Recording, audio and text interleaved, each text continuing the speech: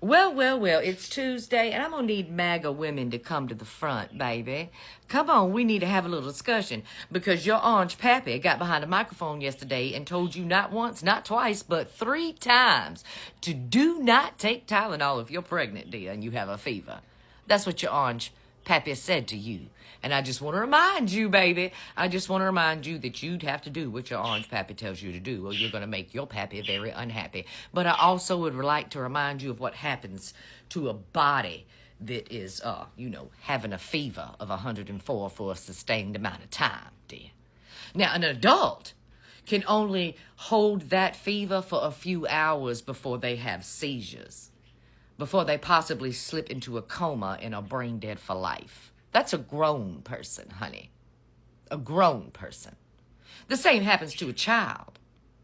As a small child runs a fever of 104 for an extended period of time and cannot get the fever to break, well, you run the risk of coma, seizures, brain death.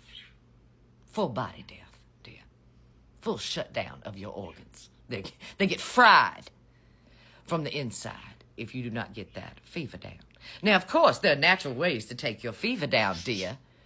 But does the baby in your body, does your fetus, does your child have that kind of time, honey?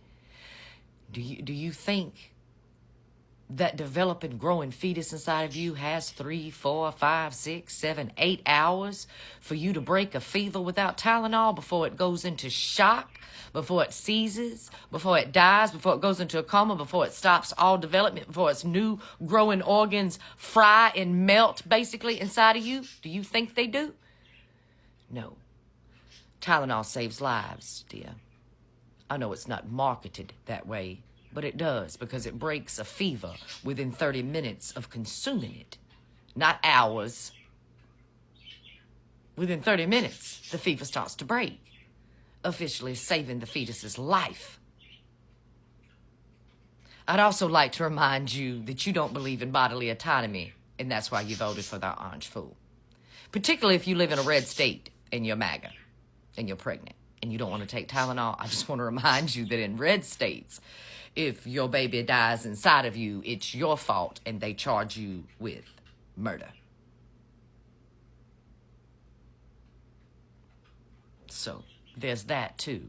And not to mention that if something was to go wrong because you decided to let that fever just fly, and then your baby is no more inside of you and you need a DNC, you need an operation to remove that unviable fetus from your body so you don't die of sepsis,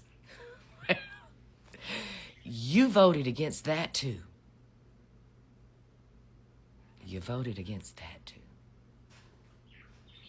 It's funny to think something as simple as Tylenol could save your life, could save your child's life.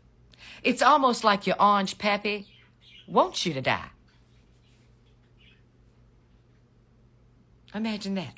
Also, you stop talking about the files.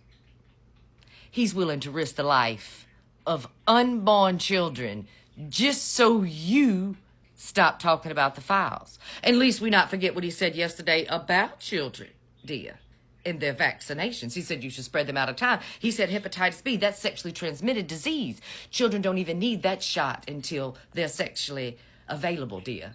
At the age of 12, he said. That's when Daddy W Pants believes that children are sexually available and should have vaccines to prevent them from getting sexually transmitted diseases from dirty old fucking men who take advantage of them. Before I lose my shit, let me hop off of here. But go ahead, MAGA lady dear. Put your life and your child's life at risk today. I mean, after all, we're making all of the brown people and the immigrants just go away. Right? Bless your heart.